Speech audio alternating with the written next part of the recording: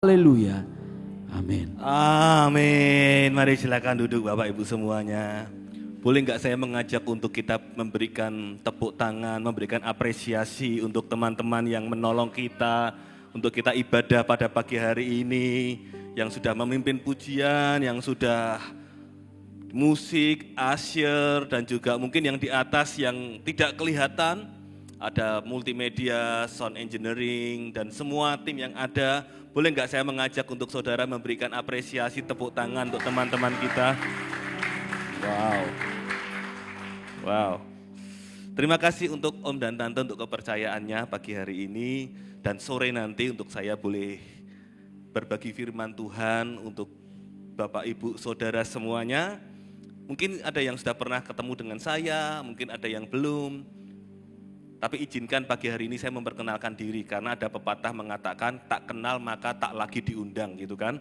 Nah, perkenalkan, nama saya Ferdika Destarino, saya dari Semarang, dan saya seorang pendeta. Gini-gini saya pendeta oleh karena kasih karunia Tuhan, bukan oleh karena hebat dan gagah saya, bukan karena hebat saya, tetapi semua karena kebaikan Tuhan. Bahkan pagi hari ini, di tempat ini semua karena Tuhan itu baik. Dan saya bersama dengan istri saya yang tadi memimpin pujian, dan juga bersama dengan anak saya satu. Istri hanya satu, tidak boleh dua, apalagi kan menikah itu hanya sekali, nggak boleh dua kali, apalagi berkali-kali. Makanya saya istri satu aja cukup sampai Tuhan panggil, dan anak, kalau anak boleh dua, kalau istri hanya satu. Dan salam hangat dari Semarang, saya dari Semarang. Saya sungguh mengucap syukur pagi hari ini bersama dengan Bapak Ibu semuanya. Amin.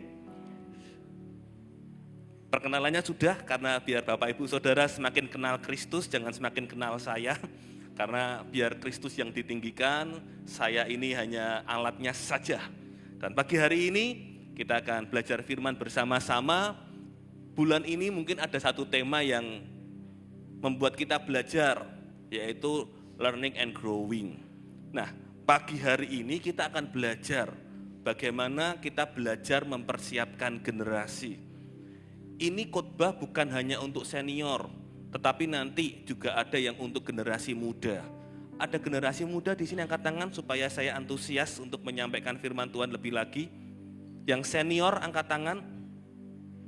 Saudara, katanya dalam PBB umur 65 tahun itu masih dikatakan umur usia youth. Jadi saudara yang umur 65 tahun tadi yang di awal harusnya boleh angkat tangan. Siapa yang di sini masih muda angkat tangan gitu kan? Nah, boleh angkat tangan karena masih usia youth. Nah, jadi kita ini firman Tuhan untuk kita semuanya. Saya juga belajar, kita sama-sama belajar. Dan izinkan saya sebelum saya menyampaikan lebih, untuk saya mengawali berkata seperti ini. Jangan sampai kita sibuk belajar untuk mempersiapkan diri, namun kita lupa untuk mempersiapkan generasi. Tujuan kita belajar adalah untuk mempersiapkan diri. Ketika kita akan menghadapi ujian, cara mempersiapkan diri kita adalah belajar. Karena belajar itu untuk mempersiapkan diri. Belajar bukan untuk supaya kita sukses. Belajar bukan supaya untuk kita dapat uang. Belajar bukan untuk kita kaya. Makanya saya kurang setuju, nak, kamu harus banyak belajar supaya kamu kaya. Tapi belajar ini untuk mempersiapkan diri. Ketika kita siap, diri kita siap, saya percaya kesuksesan, kekayaan itu akan mengikuti kita. Makanya generasi muda, sebelum engkau bekerja, banyaklah belajar. Karena ketika kita belajar, ketika kita masuk dalam dunia pekerjaan, kita siap. Kalau kita siap, kita nggak perlu ngejar-ngejar kekayaan, tidak perlu mengejar-ngejar promosi, tidak perlu mengejar-ngejar kesuksesan. Mereka sendirilah yang akan mengejar kita kalau kita siap. cara untuk mempersiapkan diri kita adalah dengan belajar. Jadi Bapak Ibu Saudara, mengapa kita harus belajar? Karena supaya kita siap. Katakan kanan kiri, aku siap. Berarti kita siap belajar. Nah, pagi hari ini, bagaimana kita belajar mempersiapkan generasi dan menjadi generasi yang siap? Karena sekali lagi, jangan sampai kita sibuk belajar untuk mempersiapkan diri, namun kita lupa untuk mempersiapkan generasi. Kita akan baca di dalam Kejadian, kita akan belajar Alkitab, Kejadian 22, ayat yang ke-5 sampai yang ke-6. Nanti kita sambung ayat yang ke-7 dan ke-8. Tapi izinkan saya untuk sedikit mengulik ayat yang ke-5 dan ke-6. Kejadian pasal 22 ayat ke-5 sampai 6. Di PowerPoint saya ada semuanya, ikutin saja. Kata Abraham kepada kedua bujangnya itu, tinggallah kamu di sini dengan keledai ini. Aku beserta anak ini akan pergi ke sana. Kami akan sembahyang. Sesudah itu kami kembali kepadamu. Lalu Abraham mengambil kayu untuk korban bakaran itu dan memikulkannya ke atas bahu Ishak anaknya. Sedang di tangannya dibawanya api dan pisau. Demikianlah keduanya berjalan bersama-sama.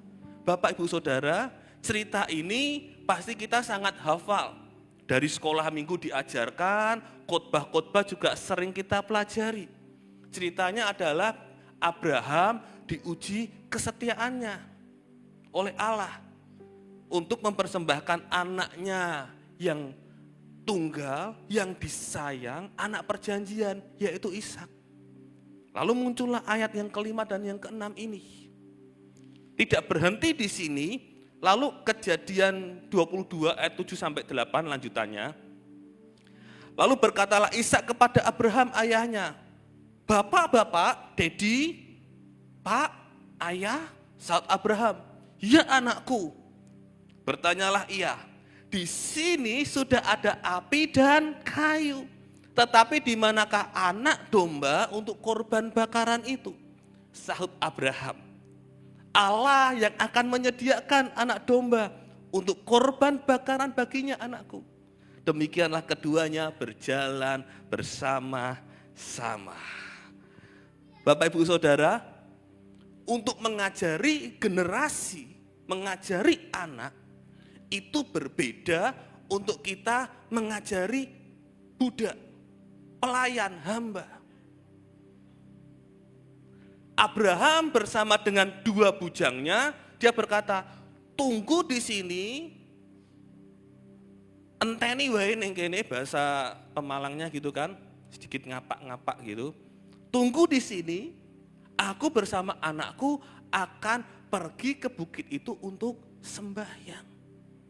Alkitab menuliskan keduanya berjalan bersama-sama.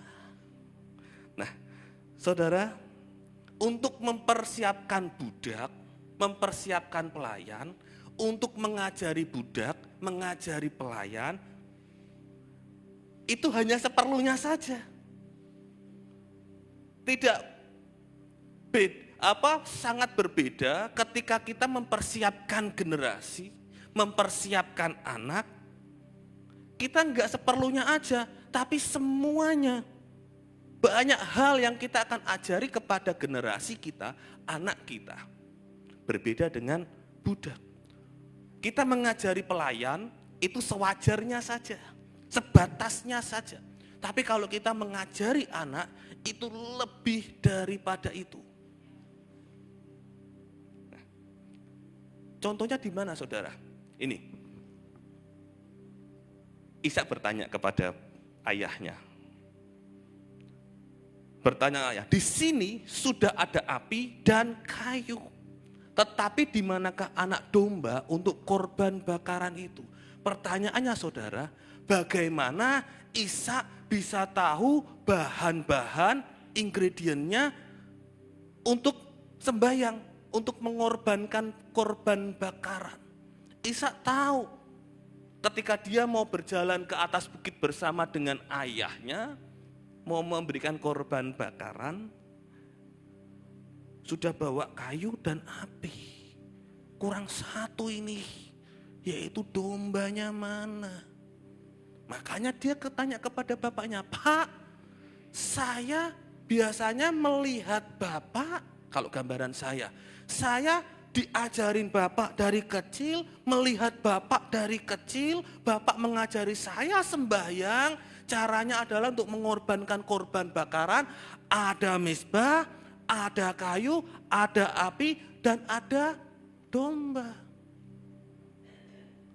Bagaimana Ishak tahu? Saya percaya karena Abraham dia mengajari Ishak untuk sembahyang, untuk menyembah, untuk berdoa. Kalau dengan bujangnya, tunggu dulu di sini. Tapi kepada Ishak berjalan bersama-sama. Nah, saya percaya saudara, untuk kita mempersiapkan budak, dengan kita mempersiapkan generasi, cara kita berbeda. Tidak akan sama. Nah, kita akan belajar lebih lagi. Izinkan saya untuk menyampaikan ini. Cara majikan versus cara bapak untuk mengajari. Kalau cara majikan, kita sebagai bos, semuanya bos di sini. Kok nggak ada amin, Bapak Ibu? Cara majikan itu adalah memerintah dan memberikan peraturan. Cukup hanya itu. Ada perintah, ada peraturan. Mengajarnya itu perintah, peraturan. Peraturan satu, bos tidak pernah salah. Peraturan kedua, kalau bos salah, ingat peraturan yang nomor satu. Kan ada perintah, ada peraturan. Itu cara majikan. Enggak cuma itu cara majikan, kalau hambanya, budaknya salah, ada hukuman. SP1, SP2, SP3. Setuju Bapak Ibu? Karena hukuman. Enggak cuma itu juga. Cara majikan mendidik, mengajar kepada hambanya itu cuma sebatas upah dan materi memberikannya. Pokoknya kalau aku 1 bulan gajinya aku bayar dengan baik, selesai.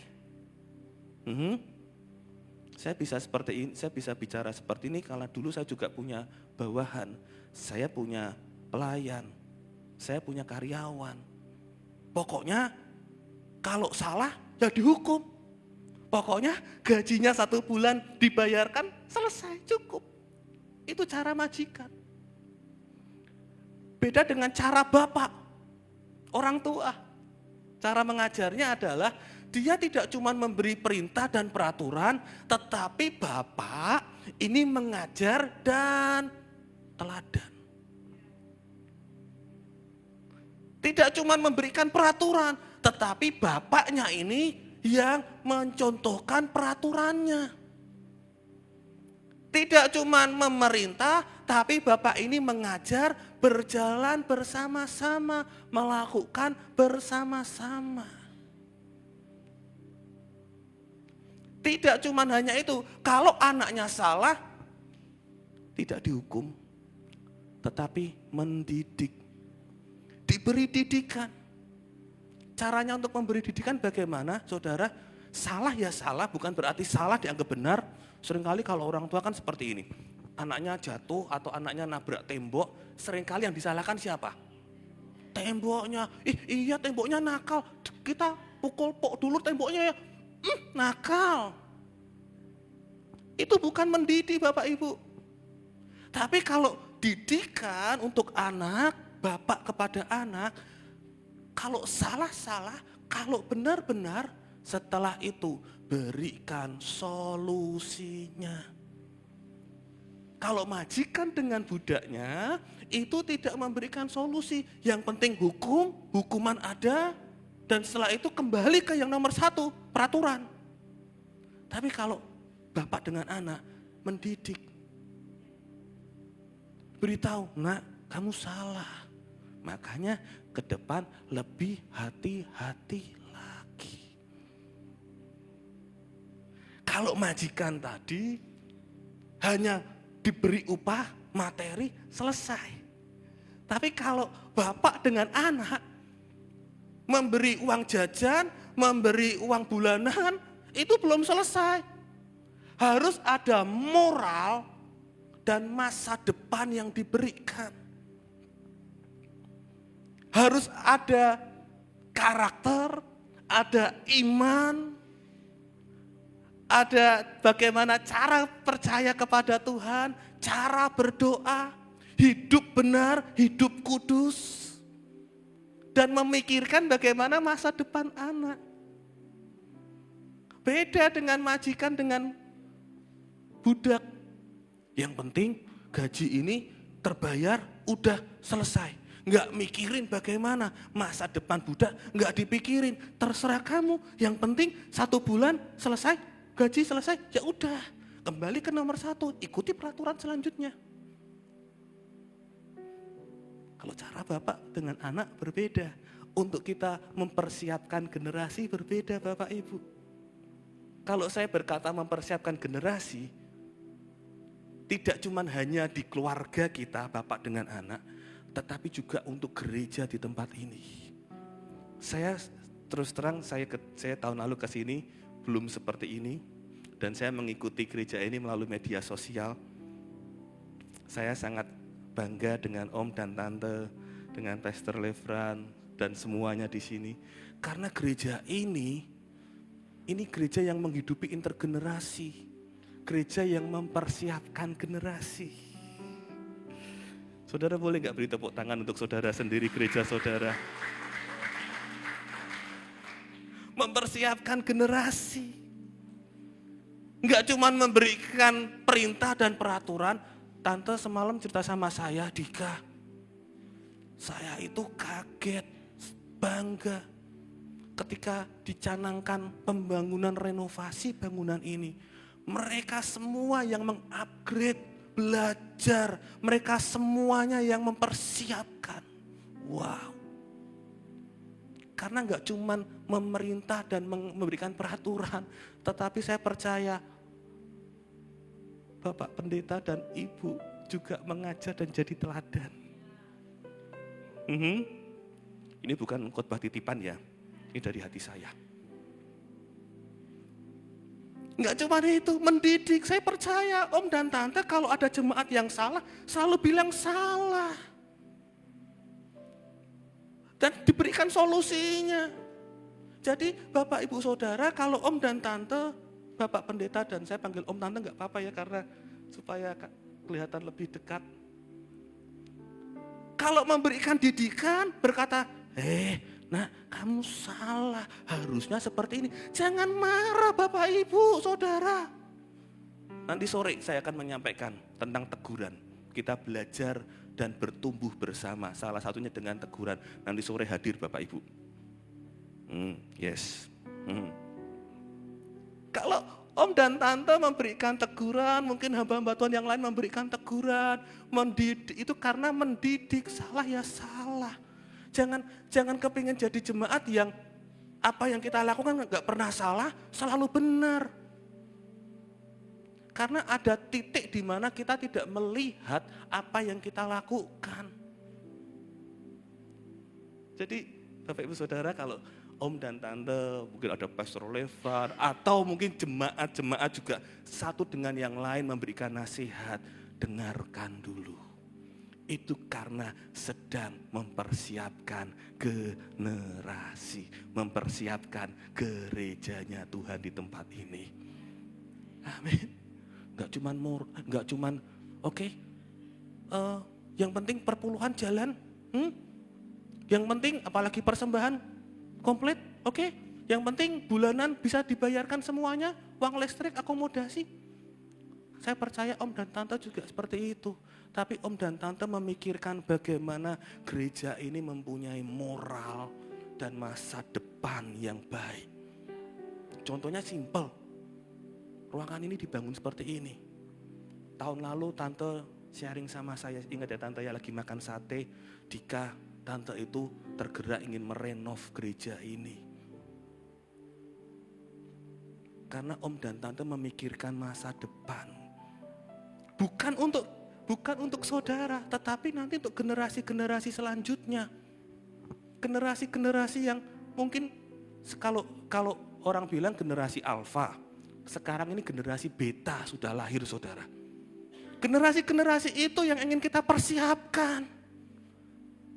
Bukan cuma sekedar upah dan materi, tetapi memberikan moral dan masa depan.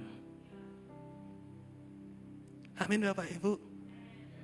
Gereja ini tidak cuma bertahan, ini sudah usia keberapa gereja ini ya? Saya dengar itu sudah baru 5 tahun ya tante ya. 25 tahun.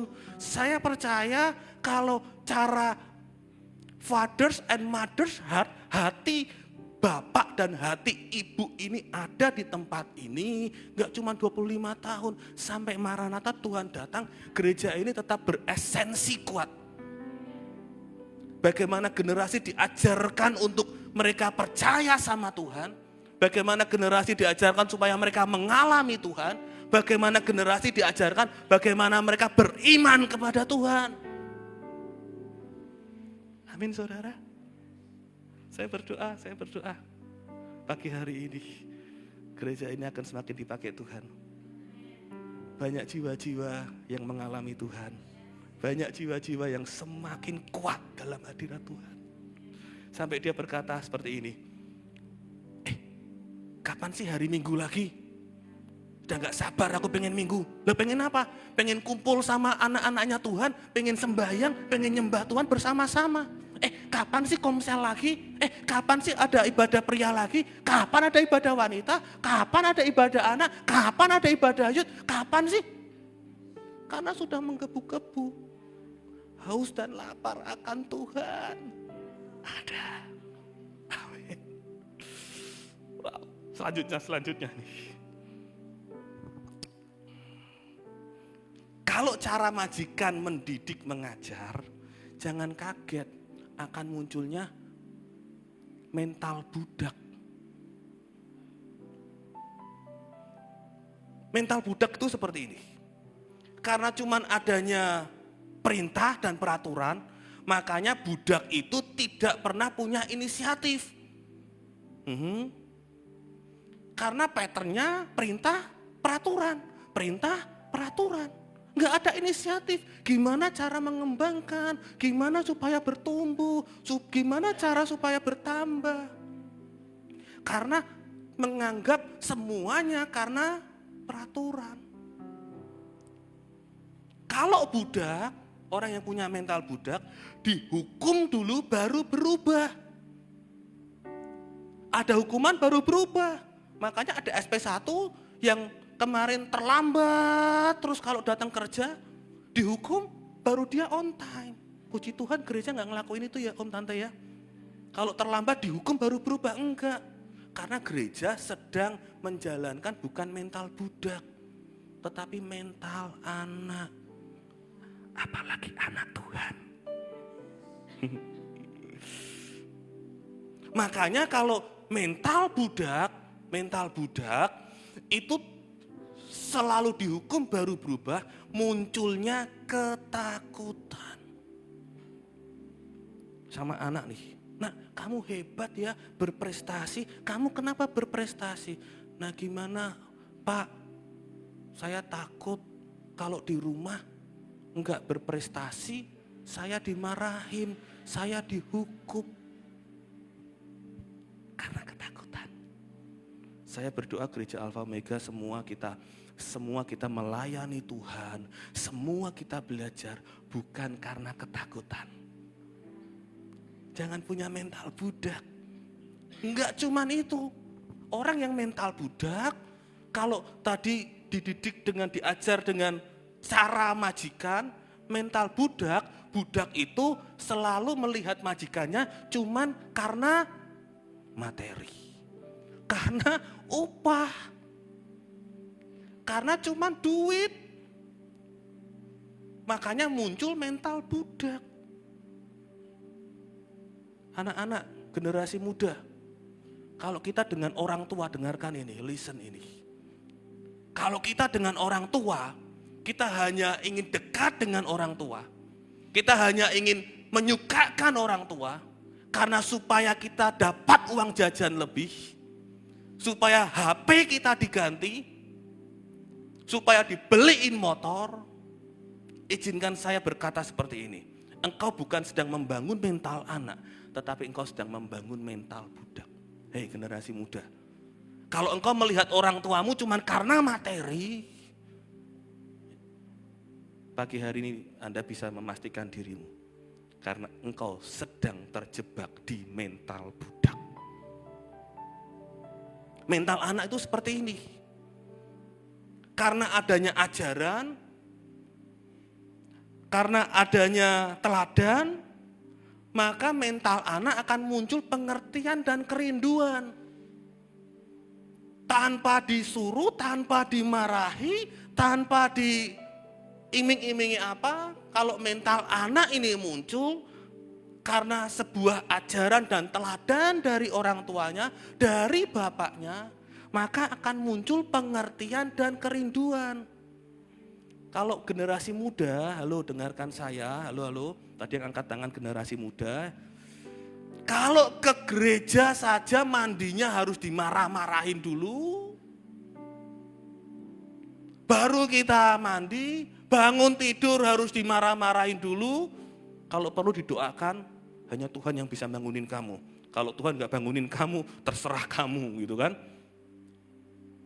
Baru seperti itu, baru ada inisiatif.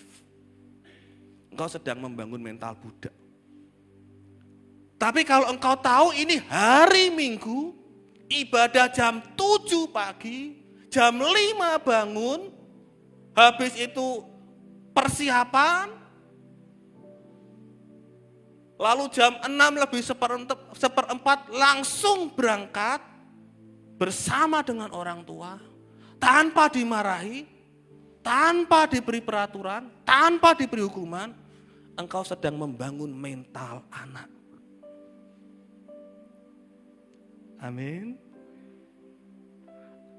Karena ada pengertian dan kerinduan, ada ajaran dan teladan.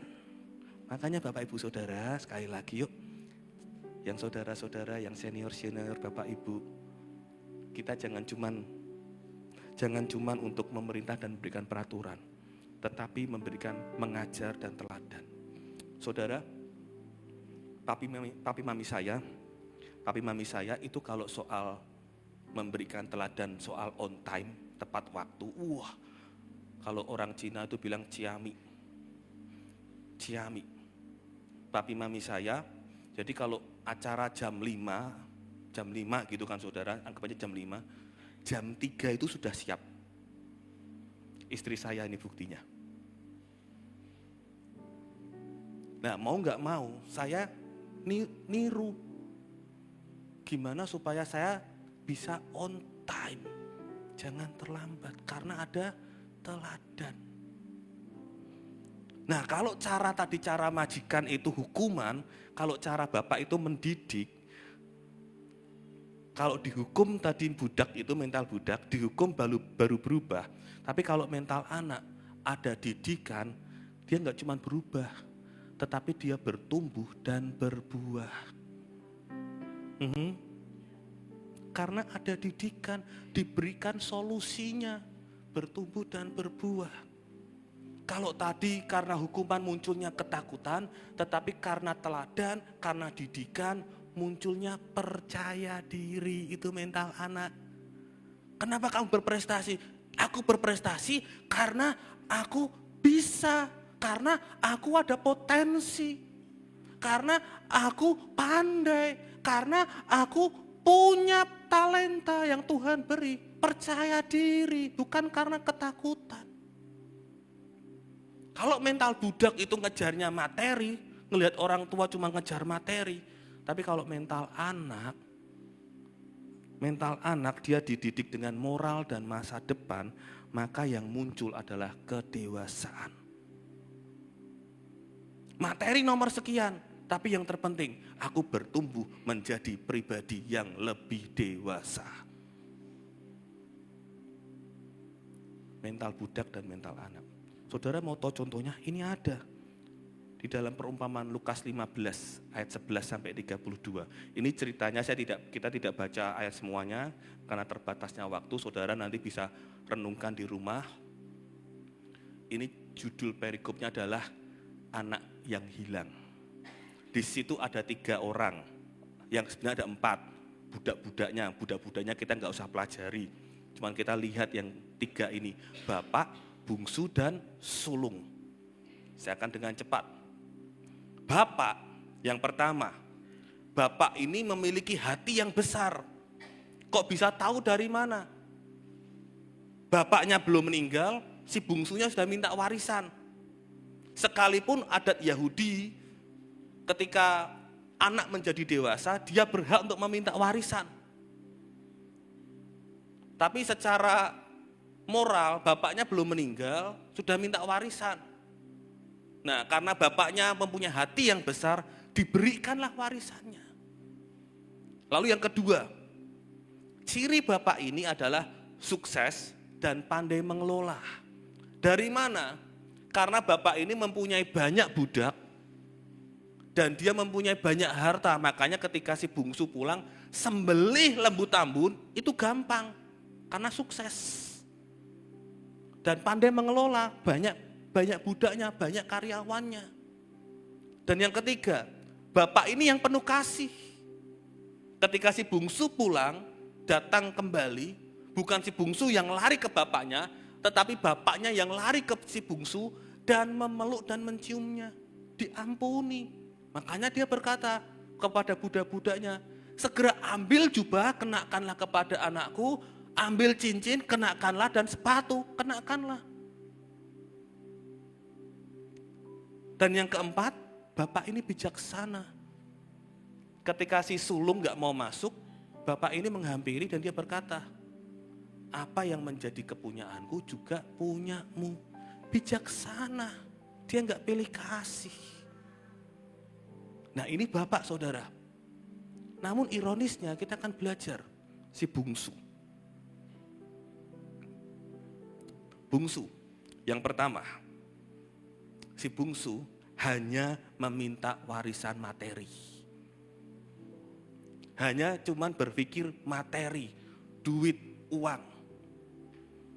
Dengan kata lain, si bungsu ini memposisikan diri cuma sebagai budak. Yang kedua, si bungsu tidak pandai dalam pengelolaan. Kok bisa? Dia sudah dapat warisan, dapat uang yang banyak, dia dihambur-hamburkan berfoya-foya. Kalau dia pandai mengelola, dapat warisan, dia akan buka usaha baru, ya kan, entrepreneur. Dia tanam saham, investasi, belikan tanah, belikan rumah, supaya apa yang menjadi warisannya dikelola dengan baik, bertumbuh dan berbuah. Bapaknya jago mengelola, tapi bungsunya nggak jago mengelola. Dan yang ketiga, karena si bungsu cuma punya mental budak, maka dari itu bungsu tetap menjadi budak. Saat datang kelaparan, bungsu hanya menjadi pelayan untuk ngurusin babi di majikannya. Kan budak, mental tetap budak. Nah, izinkan saya berkata seperti ini saudara, Bapak Ibu. Mental budak hanya menghasilkan perbudakan. Itu bungsu. Ironisnya yang keempat, Ibu Bapak, ironisnya seperti ini. Dia ingin kembali ke bapaknya, bukan sebagai anak, tetapi ketika dia punya mental budak, dia ingin kembali ke bapaknya yang kaya, punya banyak makanan. Yang dia pikirkan adalah tetap ingin menjadi budak. Karena mentalnya itu mental budak. Yang dikejar oleh bapaknya itu hanya materi.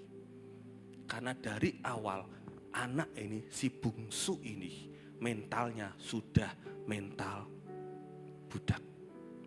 Generasi muda, anak-anak muda, jangan punya mental budak. Karena kalau engkau punya mental budak, engkau akan menghasilkan perbudakan saja. Lalu gimana si sulung? Si sulung jauh lebih bagus. Enggak, siapa bilang sulung bagus? Kita pelajari yuk.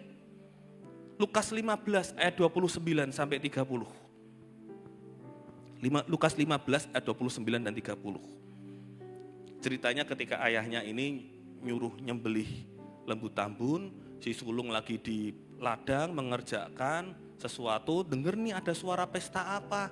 Lalu dia manggil budaknya dan dia tahu bapaknya nyembelih lembu tambun, dia gak mau masuk ke rumah, bapaknya yang keluar. Bapaknya menjadi teladan yang baik, bapaknya ini bisa mendidik dengan baik, bapaknya ini memberikan moral dan masa depan yang baik. Namun bungsu dan sulung, dia hanya mengecap bapaknya, dia hanya melihat bapaknya itu sebagai majikan, bukan sebagai bapak. Makanya muncullah mental budak. Lah ini si sulung mentalnya. Tetapi ia menjawab ayahnya, katanya, telah bertahun-tahun aku melayani Bapak. Kata melayani berarti perbudakan, perhambaan. Harusnya bapak dengan anak bukan ngomongnya melayani, tetapi telah bertahun-tahun aku mengasihi Bapak, mencintai Bapak. Tapi karena si sulung hanya mengecap bapaknya, melihat bapaknya seperti majikan, makanya munculnya adalah mental budak. Makanya gak kaget dia ngomong dengan bapaknya, telah bertahun-tahun aku melayani Bapak. Dia memposisikan dirinya sebagai budak. Dan belum pernah aku melanggar perintah Bapak. Yang dilakukan adalah mental budak, pokoknya aku gak melanggar perintah, itu bagus, cukup. Yang dilakukan munculnya ketakutan. Makanya ketika dia ngomong dengan bapaknya, belum pernah aku melanggar perintah Bapak. Mentalnya mental budak. Tetapi kepadaku belum pernah Bapak memberikan seekor anak kambing untuk bersukacita dengan sahabat-sahabatku. Saudara, ini generasi muda dan para senior, kalau bapak kita kaya, kita bekerja kepada bapak kita, punya perusahaan, kita jadi CEO-nya, ya kan? Untuk masalah, gambarannya adalah untuk masalah pesta dengan sahabat-sahabat, kalau saya jadi si sulung, saya nggak mau ngandalin bapaknya, nggak mau ngandalin bapak saya. Cuman dia berpikir nyembelih satu anak kambing untuk bersukacita dengan sahabat-sahabatku.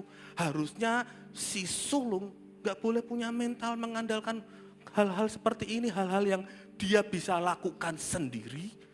Tetapi dia tidak cuma mengandalkan bapaknya. Karena apa? Karena saya yakin si sulung ini juga gak jago pengelolaan.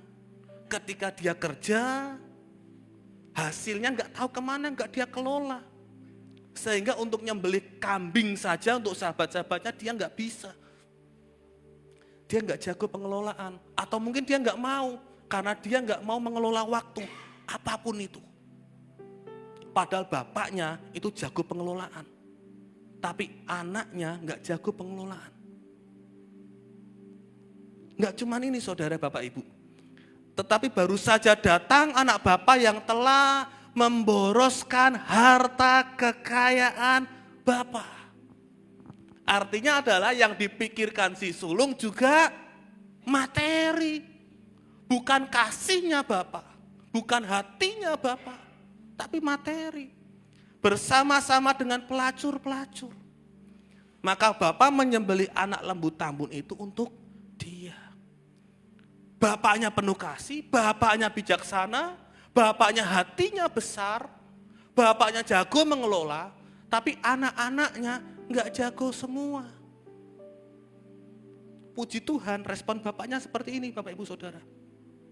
Kata ayahnya kepadanya, ayat selanjutnya, 31-32. Anakku, engkau selalu bersama-sama dengan aku dan segala kepunyaanku adalah kepunyaanmu. Kita patut bersukacita dan bergembira karena adikmu yang telah mati dan menjadi hidup kembali. Ia telah hilang dan didapat kembali. Bapak Ibu Saudara, bapaknya bilang, kamu ini sudah selalu bersama-sama dengan aku. Tapi kamu enggak tahu hatiku. Kamu enggak tahu didikanku. Kamu enggak tahu ajaranku. Bapaknya nyampein soal hatinya lagi. Kita patut bersukacita dan bergembira. Karena adikmu telah mati dan menjadi hidup kembali. Beda dengan tadi, Abraham dengan Ishak. Ada kata berjalan bersama-sama. Si bungsu dan si sulung bertahun-tahun bersama-sama bapaknya. Tetapi tidak mengenali hati bapaknya. Tidak mempelajari hati bapaknya. Saudara, ibu bapak, izinkan saya berkata seperti ini. Selalu bersama, belum tentu kita menjadi sama. Terkecuali kita mempelajari hatinya. Saya berdoa, generasi-generasi muda, jangan cuma kejar materi bapak ibumu, tapi pelajari hatinya. Generasi-generasi senior, kalau kita mengajar mendidik dengan hati, itu akan menyentuh hati. Ajari, didik, jadi teladan dengan hati. Sehingga generasi-generasi muda itu akan mempelajari hati kita. Jangan berkata, kamu sudah bertahun-tahun jadi anakku, tapi enggak ngerti hatiku. Ya karena kita mengajar dan mendidiknya enggak dengan hati. Karena apa yang diajari dengan hati, apa yang dilakukan dengan hati akan menyentuh hati. Generasi-generasi muda, pelajari hati orang tua kita, teladan orang tua kita. Sehingga bukan mental budak yang kita banggakan, tetapi mental anak. Amin. Satu ayat terakhir dari saya, saudara. Satu ayat terakhir. Kejadian 25 ayat 21. Abraham dengan Ishak. Untuk saya menutup terakhir. Mungkin tim Praise and Worship bisa persiapan. Kejadian 25 ayat 21. Berdoalah Ishak kepada Tuhan untuk istrinya. Sebab istrinya itu mandul. Namanya Ribka. Tuhan mengabulkan doanya. Sehingga Ribka istrinya itu mengandung. Bapak Ibu Saudara, Ishak dan Ribka, mereka menikah. Itu Ishak umur 40 tahun. Dan ayat ini memberikan tahu bahwa Ribka itu mandul. Dan lalu sehingga Ribka istrinya itu mengandung dan melahirkan anak namanya Esau dan Yakub kembar. Bapak Ibu Saudara, tahu enggak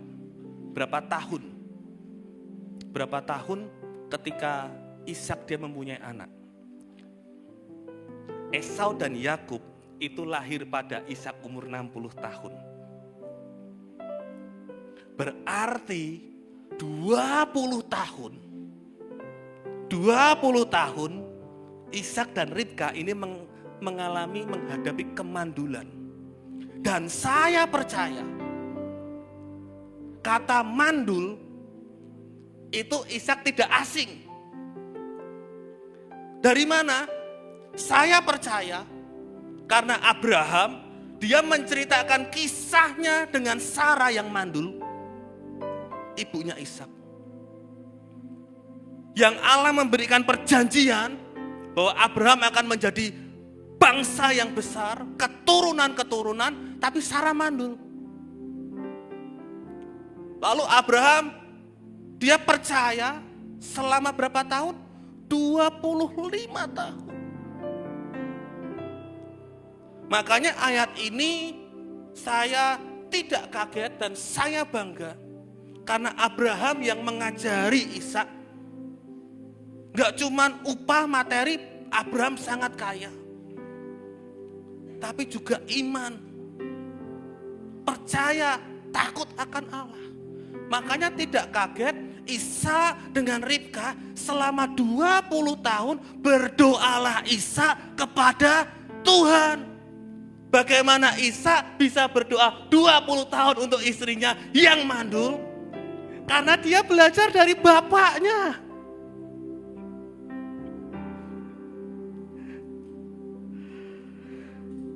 Saudara, yuk kita persiapkan generasi. Kita persiapkan generasi. Kita ajari mereka untuk takut akan Tuhan. Kita ajari mereka untuk percaya sama Tuhan. Kita ajari mereka untuk berdoa, untuk sembahyang.